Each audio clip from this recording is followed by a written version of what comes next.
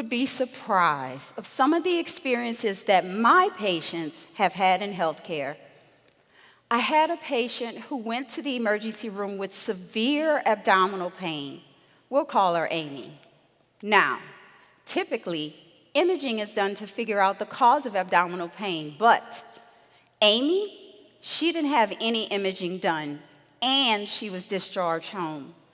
She followed up with me the next day, and after reviewing her blood work, I ordered a CT scan, which should have been done in the emergency room, and I discovered that Amy had a ruptured gallbladder. I immediately called the emergency room, and I sent Amy back for surgery. Providing my patients with the highest quality of care is not just a job for me. It's a calling. However, I have a confession to make. When I was growing up, I did not dream of becoming a doctor. I wanted to be a dancer. When I was in elementary school, there was an opportunity to become a rifle girl. Rifle girls marched behind the banner in parades, leading the band and captivating the crowd with their impressive rifle twirling moves and dance routines. When our band announced that it would feature rifle girls, I knew I had to try out. And making that team was a dream come true.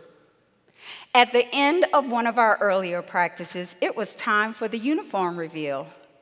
As I looked at the rifle girl uniform, a knot formed in my stomach, and my heart dropped. That uniform was designed for someone tall and thin. That leotard had a short trim, leaving my butt, legs, and thighs exposed, which are the areas of my body I am the most insecure about. Instantly, my self-consciousness was triggered.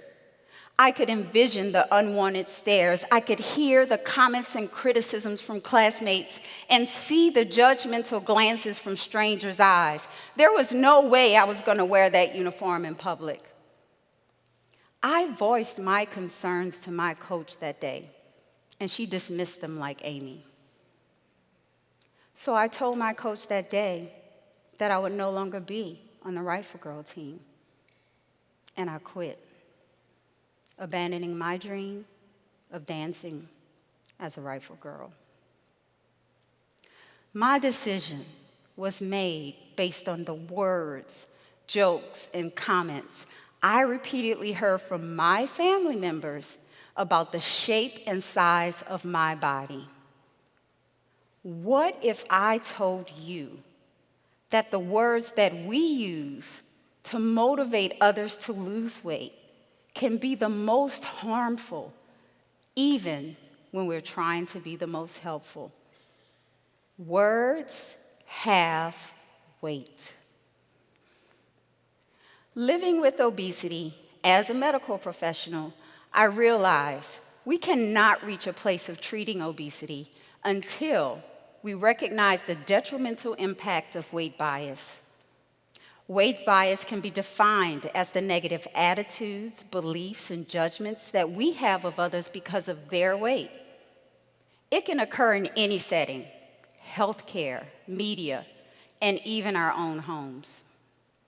Weight bias can be very obvious, such as someone refusing to sit next to a person on a plane, or it can be very subtle with comments such as, "Are you sure you want to eat that?" Harmful stereotypes and attitudes towards individuals with obesity fuels weight bias and contributes to the misconceptions and misunderstandings that hinders effective obesity treatment. Now, throughout my life, I have gained and lost the same 20 pounds over and over again. I have eaten healthy, exercised, ran 5Ks, and even half marathons. I was successful at losing the weight, but I was unsuccessful at keeping it off. In my closet, I had at least 3 different sizes of clothes. I was afraid to throw anything away for fear of needing it again. Gaining and losing the same pounds over and over again was detrimental both mentally and physically. And the mental impact played a part in my decision to no longer be a rifle girl. Now, historically, there's been no universal definition of obesity, but thankfully, the definition of obesity has undergone significant evolution in the past 75 years, and it continues to evolve. Obesity has many causes, and defining obesity is not an easy task. The World Health Organization, the World Obesity Federation, the CDC, and the Obesity Medicine Association all have slightly different definitions of obesity. The central idea is obesity is complex and it's chronic. It's characterized by excessive body fat that causes inflammation and disrupts our hormones and our metabolism. As we move toward the universal definition of obesity, we must move toward the universal recognition of weight bias. Now, in a doctor's office, the body mass index, or BMI, is a standard metric used to diagnose obesity because of its simplicity and ease of use. It is a useful screening tool, but it should not solely be used to diagnose obesity. In addition, we should also use accurate measures of body fat and body composition. BMI was intended to be used as a tool for research, for analyzing and comparing the average weights of large groups of people, not as an indicator of individual health. Now, as a patient, my doctor irritated me when he would repeatedly tell me to eat less and move more. My doctor did not understand the more I exercised, the more efficient my body became at burning calories. The more weight I lost, the harder it was to keep off. My body became smarter despite my exercising and working harder. And I am not alone. In an analysis of 29 long-term weight loss studies published in the National Library of Medicine, those who lost weight regained more than half of the weight within 2 years. Losing weight, it's a constant battle. But keeping that weight off, now that's a permanent war. Understanding the complexities of obesity becomes clearer because research in the science of obesity has come a long way. For example, when I was training 20 years ago, I was taught the only function of fat was to store excess energy. Since then, we have learned that fat cells can produce and release hormones. And dysfunctional fat cells release hormones that impact our metabolism and our body's response to food. In the context of obesity, we think of food more, we feel hungrier, and we feel less satisfied with the food that we eat. At an office visit with one of my patients, we were discussing our difficulty losing weight. I was typing in her chart, and I said, not being able to lose weight is not all your fault, and it does not mean that you are a failure. I turned around, and tears were slowly rolling down her face.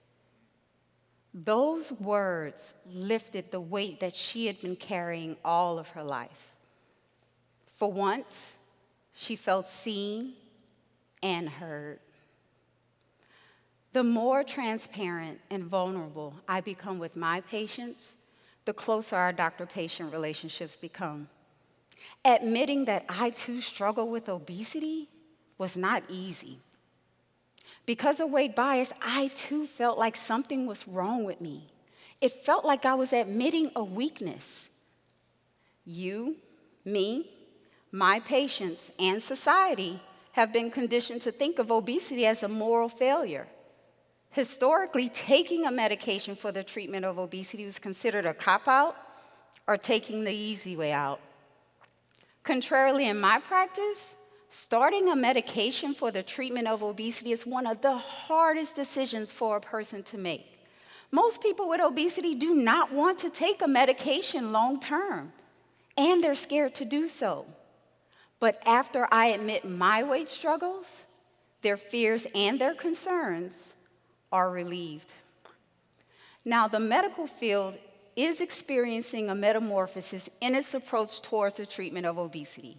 Yes, eating less and moving more are important, but sometimes medical and surgical interventions are needed as well.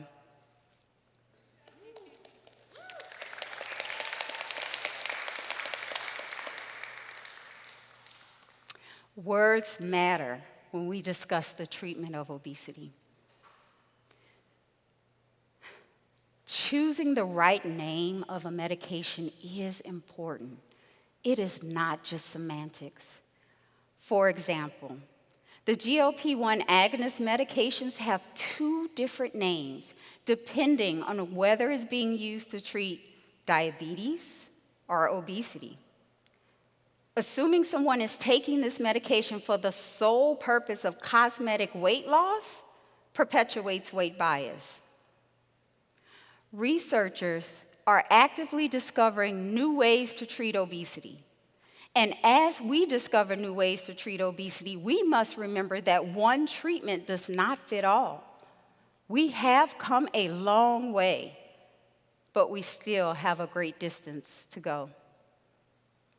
Now, as a doctor, it was hard for me to admit my struggles. But now, I share my struggles every day.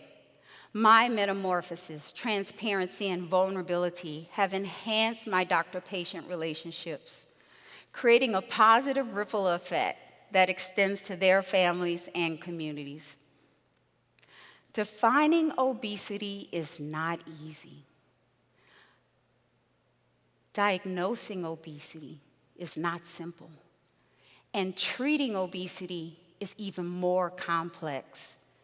Eliminating weight bias ensures that obesity treatment is both personal and individualized. Now, as we turn our focus inward and we create more compassionate and empathetic environments, there are ways that we can pave the path forward in eliminating weight bias. First, we need to speak thoughtfully. After losing weight a few years ago, I had a husband and wife patient in for their regular visit with me. The visit went well, but as I was about to leave, the husband blurted out, "Dr. Norfleet, I told my wife when I first met you, you were pretty, but you would look so much prettier if you lost 20 pounds. Now, this was coming from someone who needed to be worried about his own health. I really wanted to take off my Dr. Norfleet hat and introduce him to Tracy.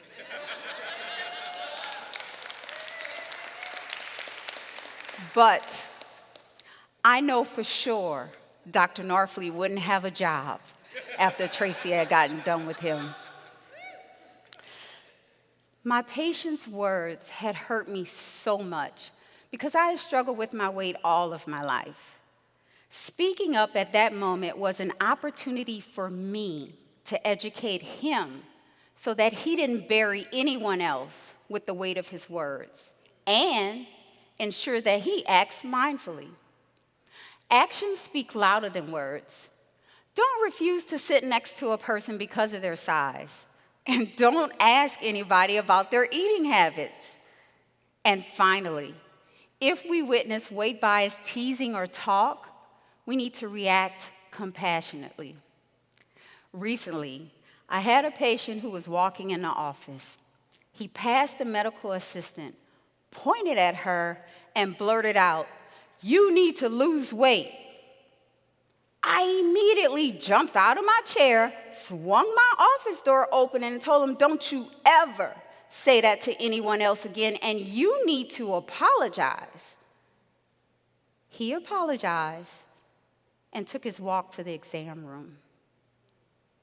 Shaming someone about their weight is never acceptable. Reacting compassionately fosters a culture that values and respects every individual's health journey. Remember Amy? Responding compassionately to Amy's pain could have resulted in her receiving the surgery she deserved the first time she presented to the emergency room. Thankfully, Amy had her surgery, and she did well.